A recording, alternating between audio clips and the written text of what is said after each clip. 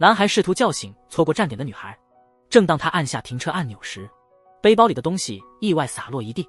趁他收拾东西的时候，女孩已经下了车。这时天空突然下起了大雨，女孩急忙拦了一辆路过的出租车，但开门瞬间，车里的小刀和绳子让她退后2步。我妈说她会来接我，不好意思。那好吧。因为女孩没有上车，司机右手紧握，流露出些微不甘，趁女孩不备时，从背后将她打晕并带回车上。随着车钥匙转动，小素猛然惊醒，发现司机朝自己望来，她立刻假装在闭眼。趁司机短暂离开时，小素迅速捡起小刀，割断绳子后逃跑。小素拼命奔跑，司机紧追不舍。善仔正好赶到寻找小素，两人只隔着一座桥。司机突然冷笑，猛踩油门冲过来。善仔和司机擦肩而过时对视一眼，随即跳河救起了小素。司机没跑远，反而返回和善仔搏斗，幸好警察及时赶到，把司机抓住了。小素被送进急救室。小素出事的日期是2008年9月1日晚11:53，穿越后的她回到这个时间，再次遇到曾绑架她的司机。面对司机，她的脑海中闪现出那晚的事故，恐惧与厌恶瞬间涌上心头。尽管她后退了2步，但还是被司机强行塞进了车里。善仔赶到时，只看到了他的雨伞。据他哥哥说，他几天前就预感到今天会出事，如果他去水库的话，无论如何要阻止他。就像前世那样，他被弄到同一地点，但这次他坚信能逃脱。他从座椅下找到小刀，割断绳索，拿到车钥匙。小素以为成功甩掉对方，没想到司机换了辆面包车追来。这次小素没重蹈覆辙，而是拐了个小道，正好是前世出事故的水库。他犹豫后选了另一条道。这时搜寻他的善仔看到了他，尽管善仔拼尽全力，还是晚了一步。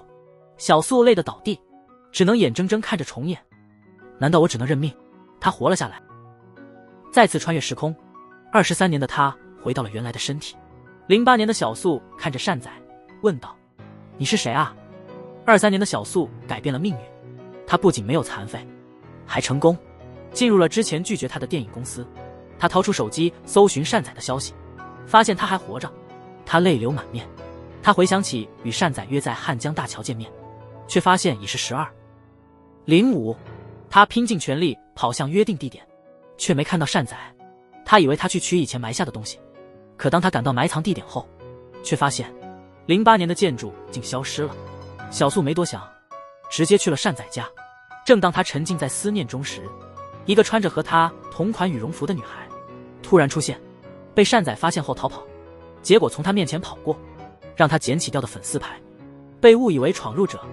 警察问话时，小素不停地讲述自己重生后的经历，直到警方提到私闯民宅的事，他疑惑地以为站在门口也算非法。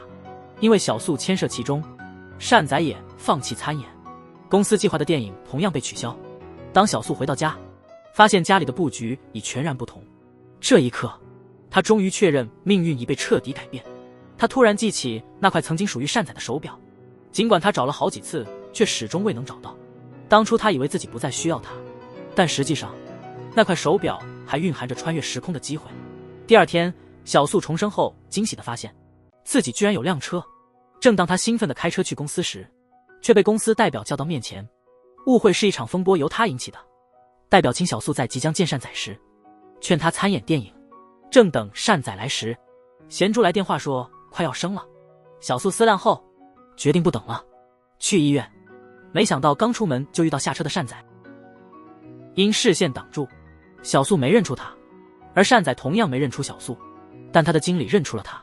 善仔以为小素故意的，便让经理向他索赔，连底裤也不例外。过了一段时间，小素收到了索赔信息，索赔金额达718万韩元。他气愤地联系善仔，原本善仔打算放弃索赔，但紧接着，当时你真穿了这些衣服吗？竟然把我当骗子！善仔气得不行，拍了所有衣服的照片，底裤还特写了几张。时间又回到了善仔的演唱会，那天像之前一样，小素没有进场，善仔还是唱了为小素写的那首歌。演唱会一结束，雪花飘起来了，小素的手机掉在地上，屏幕摔碎了，仿佛一切重演。回忆起和善仔在汉江大桥的最后一面，小素飞奔向大桥，期待再次见到善宰，紧张地等待着。电话铃声突兀响起，小素接起了电话。今晚咱们一起吧。善宰直接把小素的车开过来，小素看见善宰愣住了，幸福来得太意外，善宰竟然带小素去了酒店。小素发现善宰带着自己去了一间套房，突然又叫善宰别进去。善宰，我比较传统。善宰以为小素是因为时间彩蛋。小素问善宰有没有去汉江大桥，善宰不好意思承认自己去了。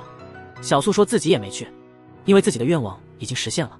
善宰担心被狗仔偷拍，不想第二天上新闻头条，所以我只好先离开酒店。小素撑着把黑伞帮善宰挡着记者，然后把善宰推上了自己的车。小素说自己肚子不舒服，想顺便去善宰家，善宰不得不带她回家。没想到仁鹤把广告公司的游戏 KT 版放这里了，善宰只好把它藏在床底下。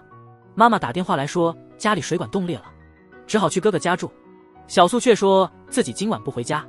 善宰听明白小素想在这儿住一夜，因为上一时空的今晚善宰出了事，所以小素要找借口留下来陪他。小素故意胡闹拖延时间，不小心被仙人球扎了手指。善宰立刻抓住小素的手查看，没受伤吧？善宰亲自给小素煮了拉面，因为自己需要保持身材，所以就看着小素吃东西，想着吃完就会被善宰赶走，就装作自己在打瞌睡。善宰直接问他是不是非住一晚不可，小素只好说怕善宰今晚会出事，所以才坚持今天晚上来善宰家。但善宰说自己既没有抑郁症也没有恐慌症，小素才放心把他一个人留在家里。正准备走的时候，却被碗里的面汤溅脏了衣服。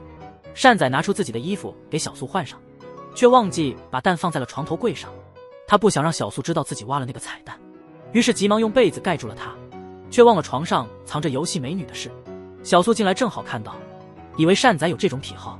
善宰说你别看，恰好被仁鹤撞见。善宰赶忙把小素藏进了衣柜，还说仁鹤看错了，幸亏仁鹤喝醉了才没发现小素。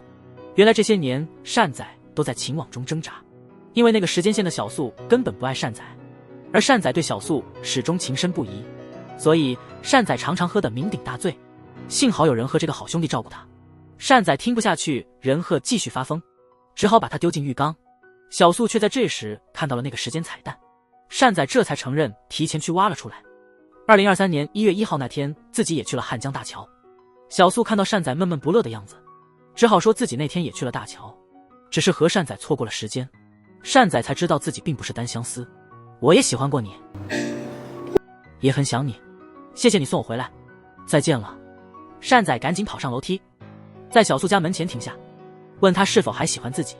就在两人情意正浓时，门外突然传来修水管的声音，小素不得不去开门，对工人说善宰是他的哥哥。修水管的大叔很懂现在年轻人，善宰和小素沉浸在爱情里，工作时笑得合不拢嘴。善宰问小素那块表什么意思，小素表示希望善宰的时间不要停。善宰约小素晚上见面，小素昨晚把车停在了善宰的车库，所以今天只能走路到善宰楼下。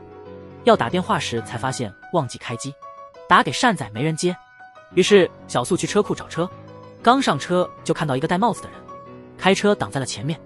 小素以为是出租车司机，但下车的人却走到车前面。善宰看到了小素的未接电话，回拨时小素却已经下车，原来吓到的是穿白色羽绒服的那人。小素得知那人是跟踪善宰的狂热粉丝后，追上那穿白色羽绒服的人，发现竟是个14岁的中学生，只是因为太迷恋善宰，所以一直跟踪他。尽管你年纪还小，但这样做是犯法的，知道吗？因为你太喜欢他了，如果喜欢就能这样吗？这样反而会让对方更不安更痛苦，明明说喜欢怎么能这样呢？而善宰在酒店接到东硕的电话，问他住在哪个房间，门外恰好有人按门铃。不一会儿，新闻报道善宰被袭击，目前在医院抢救，现场指纹显示凶手是2009年因杀人入狱，前几天刚出狱的金某，也就是那个出租车司机。小素看到新闻赶紧奔向医院，只见善宰的父亲守在手术室外。小素想再次穿越回去救善宰，但他没有那块手表，于是他到善宰的房间翻箱倒柜的找。小素看到仁鹤进来了，就问他知不知道善宰的电子手表在哪里，但仁鹤说那块表早就找不到了。善仔之前也找过，但一直没找到。小素很绝望。新闻报道，那个匪徒金某在2009年被抓。小素问妈妈自己是什么时候被绑架的，妈妈说是2009年小素刚入学的时候。小素从案件记录得知，2009年5月10日晚，善仔在回家路上捡到一个书包，竟然是小素的。善仔立即报警，然后顺着小素声音跑去，看到小素从楼里跑出来，但她晕倒了，后面跟着个匪徒。善仔追上去和劫匪打了起来，紧要关头，善仔捡起一块砖头砸向劫匪眼角。从那天起，小素就和善仔断了联系。没想到自己拼命救善仔，善仔还是因为自己去世。小素查遍所有资料，终于在一张受害人遗失物品的照片上发现了那只穿越时空的手表。小素打电话问金警官那些物品是不是在警局，金警官却说当时就还给受害人了。小素只好继续在家里找，结果发现手表戴在外婆的手腕上。看到手表上的时间，她终于放心了。眼看时间快到晚上12点，小素按下手表按键，再次穿越回过去，醒来却发现自己骑在雕塑马背上。没想到这次直穿到了2009年延禧大学校园里。小素一不小心从马背上滑下来，还以为自己刚穿越过来就要玩完了，落地时却被善仔接住了。小素怕善仔对他有想法，连谢谢也没说就跑了。他决定在自己被害前抓住金某，于是去了警局，说自己2008年被绑架的事。在你家门口被出租车司机绑架了。没错，绑我的那人和周阳水库案是同一个人，我知道犯人是谁，想起来了，相貌、姓名、职业全记得，还拿出金某出租车的钥匙。警察也惊讶了。小素还准备了一堆防身用品，走到巷口看到一个小孩给流氓钱，小素拿着甩棍跑过去想当英雄，没想到那个混混竟是金泰成。谢谢你帮我找零。为了表示抱歉，小素请金泰成喝冰茶。金泰成给小素看他们的毕业照，没想到金泰成这个混混竟然念完了高中，还成了男装网店的老板。我该走了。善仔还在想为什么小素见到自己会跑，而不是故意躲。仁鹤发现善仔竟然自己能写歌了。善仔的首支原创曲是《阵雨》，仁鹤嘲弄他是为小素写的。善仔死不认账，仁鹤建议善仔退学，加入他们乐队当主唱。善仔没搭理他。小素在日历上标记5月10号，坚决阻止善仔和金某见面，还用他哥试了防狼喷雾。好啦，哦，真不错。爸爸希望善仔去美国的专科医院治疗手臂上的伤，但善仔表示会再考虑一下。爸爸只好尊重儿子的选择。善仔再一次拿出阵雨的歌词，特别喜欢你。金泰成给爸爸金警官送衣服，但爸爸需要的是内裤。金泰成送来了校服。小素报的案件已转交刑事科，并已开始调查。这是什么？小素和善仔坐同一趟火车去参加新生团建，一位学长说新人团建时若亲吻，以后一定能结婚。大家都起哄，甚至有个胖子开始喝漱口水准备亲吻，但善仔才不信这种鬼话。贤珠突然问起小素的哥哥，小素不明白贤珠为什么偏偏喜欢自己哥哥。贤珠故意表示对任景毫无兴趣。小素担心自己的行为被善仔注意到。下车后发现自己要和善仔住同一民宿，善仔也看到了小素和贤珠，任景却警告善仔别碰自己的妹妹。金警官看小素的笔录，想起那天和善仔救的那个女学生，金警官当时就感觉不对劲。另外他们还查出那辆出租车和小素拿的钥匙完全一致，金警官也认为这个人很可能就是水库杀手。小素看到善仔乱跑，没想到自己走进了一片野猪林，越走越迷路，想用手机导航，才发现自己的手机是老款。小素听到野猪叫声，吓得赶紧跑，接着从书包里拿出防身器，转身却把善仔电晕了。善仔，小素想打电话求救，没发现没信号。善仔醒过来，吓了小素一跳，不小心踩到了捕猎圈，小素被倒挂在半空，善仔只好抱着小素，然后解开了绳子的另一端。原来防身器没电，善仔当时只是摔倒了而已。小素说自己不想参加团建，但善仔觉得小素有意躲他。善仔去户外散散心，看到小素喝醉躺在露营木板上，本来不想过去的，但小素在高处摇晃，善仔只好跑过去抱住她，而小素却因为善仔的关心感到难过，觉得他为什么要那么傻去经历这些。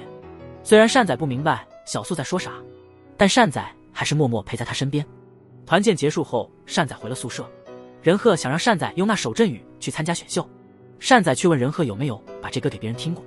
我能给谁听啊？金警官他们赶到金某家，刚想进屋，却看到房子起火了，只好打电话请求支援。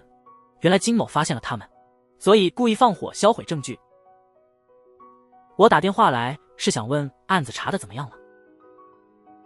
我们还在找金勇的位置，我们也去了你说的犯罪现场，那里已经被烧毁了，可能报警的事被对方发现了。小素想到金某可能会来，那时如果遇到善仔，善仔会有危险，于是小素拿起书包准备离开。正巧善仔来到了小素家门口，问小素为何会唱那首《阵雨》，我会守护孤独的你。善仔见小素背着包，直接问小素是不是要回未来。小素承认自己是从未来来的，那块手表其实就是时空机器。小素说这次是他最后一次穿越机会，但他不想让善仔感到困惑。善仔以为他不喜欢自己，于是决定去美国接受康复治疗，以后不再和他见面。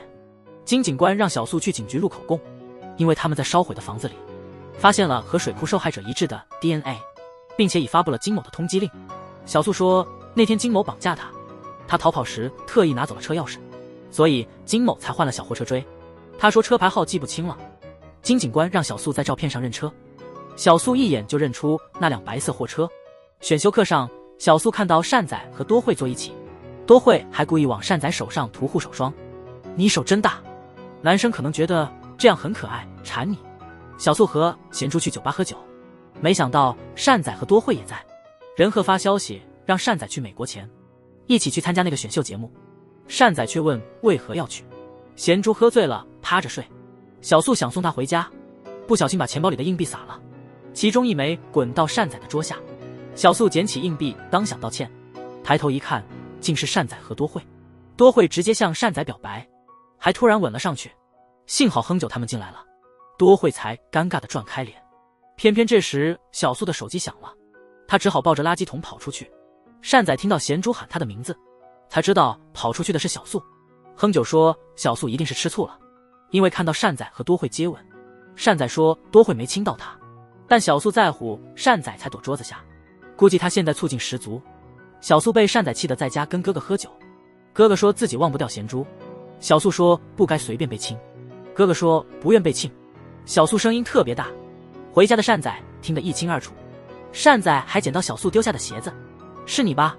善仔想知道在酒吧跑出去的人是不是小素，小素始终不肯承认，但无意间还是露了馅。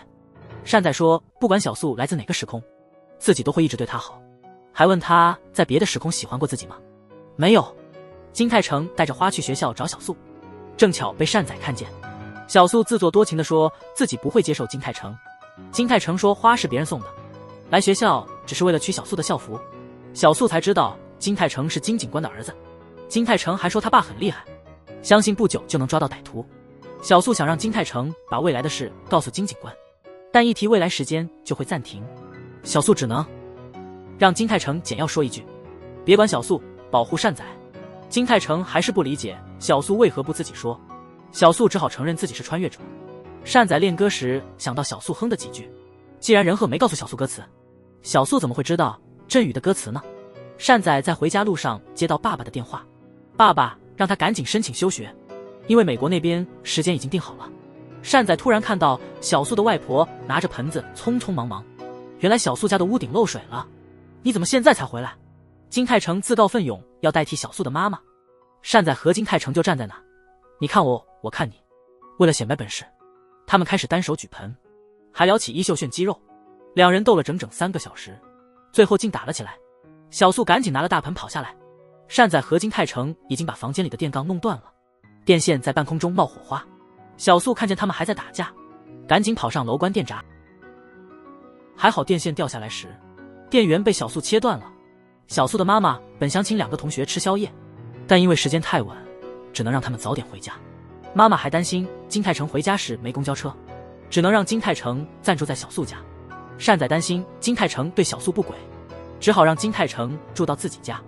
金泰成告诉善仔别嫉妒，因为小素在乎的是善仔，小素从始至终都是在守护善仔。金泰成无意间发现善仔爸买的机票，才知道善仔快要去美国，任紧让小素帮他交作业。偶然知道善仔1小时后要出国。小素走在回家的路上，看到那辆白色的小货车，车牌号正是上次那辆，他立马转身跑，却在巷口碰到了善仔。司机看到多了一个人，才没有动手。我已经知道了，善仔没上飞机，因为在机场看到一句广告语：时光胶囊。善仔想起小素在花园埋的彩蛋，他来到花园，看到了彩蛋里的字条和机械表。善仔这才相信小素真的是来救他的，但善仔不明白为何自己会死在2023年，可能是为了救小素而牺牲。小素也无从告诉善仔真相，憋屈的小素只是不停流泪。善仔捧起小素的脸，小素为善仔的命运感到难过，但善仔说即使15年后他会离世，也不要因此自责。善仔看到手表上的数字，想到小素曾说过这是最后一次穿越的机会，不知道小素什么时候会突然消失。小素说她可能只有1个月时间留在这里。善仔不仅不难过，还说1个月后小素回到未来，未来的善仔会再见到小素。妈妈昨晚在巷口看到善仔接吻，可她不认识那个女生。小素说善仔不会这样，因为那个女生就是他自己。妈妈说男人都一样，那个亲他的女生也好不到哪儿去。外婆却说小素妈妈当年谈恋爱比现在的年轻人还疯狂，走哪儿亲哪儿。妈妈尴尬地跑了出去，正巧在门口看到善仔他爸。妈妈这个大嘴巴就把看到的一切告诉了善仔的爸爸。爸爸问善仔是不是为了女人不去美国，善仔死活不认，背起书包去上学，还特意在门口等小素，一见面就抱在一起，因为怕再次被爸妈撞见，只好分开走去学校。才走几步，善仔就牵住了小素的手，两人开开心心去上学。没想到被好友贤珠看见，两人恋情只好公开。贤珠原本对小素和善仔纠缠不休，但是听说善仔要给她介绍男朋友，留下电话号码后就乐呵呵走了。善仔今天本来没课，就是为了陪小素上学。上课时，善仔故意逗小素，让她觉得特别幸福。初龙给贤珠买了礼物，那是什么呢？他和同学正巧看到多惠被善仔拒绝，初龙为了感谢善仔牵线，就随手把礼物塞进了善仔的书包。善仔接到小素的电话，急忙拉上书包赶去奶茶店和她约会。善仔给小素买了情侣手机挂饰，然后两人去公园赏樱花。幸福时光总是飞逝，意犹未尽地踏上回家路。善仔说想再多陪陪小素，但小素觉得太晚了，没地方可去。善仔却去小素家的影碟店看电影。善仔还说要带小素去看海，在小素离开前一定要实现。小素以为善仔又要对自己动手，没想到善仔只是想要遥控器，想把电影倒回去再看一遍。小素尴尬地说那就倒回去1分钟吧。善仔还想和小素一起倒回去1分钟，但被小素婉拒了，因为小素是穿越过来的，或许是因为时差问题，他总是在善仔面前打瞌睡，善仔只好让他靠在他的肩膀上睡觉。最终小素就这样在善仔怀里过了一晚，醒来后发现口水滴到了善仔的衬衫上，小素还以为善仔睡着了，于是拿扇子想把口水吹干，善仔却忍不住笑出声，说自己其实一直在醒着，还调侃小素为什么给他扇扇子。不过善仔根本不在意。这时小素的哥哥看到了这一幕，善仔想起来躲避，却被小素扯破了衬衫。哥哥进门时发现小素和善仔衣衫不齐，刚好被进来的妈妈逮个正着，这才知道巷口和善仔接吻的人是小素。爸爸见小素哥哥在打善仔，抓起大葱就往哥哥头上打去。妈妈为护儿子，一把推开爸爸，差点打起来。爸爸看见儿子衬衫都撕破了，终于明白善仔为何没去美国。你给我闭嘴，小子！老爸想带善仔回家，但不小心把他书包里的东西弄掉了，意外发现全是透明气球，目测有大约500个。为了不让儿子尴尬，爸爸说那些气球是自己的。尽管如此，妈妈还是觉得这家人不靠谱，爸爸只能带着善仔回家。走吧。小素费尽心思向家人解释，可他们谁也不听。小素还问善仔那些气球是不是他的，善仔表示自己真的很冤枉。小素为了给善仔台阶，只好说自己100%相信他。善仔保证自己会在1个小时内解释清楚。善仔脑袋开始倒退重播，终于发现线索，可初龙的电话打不通。善仔带着爸爸去小素家澄清，在外婆监督下，首先要证明的本能是谁借的。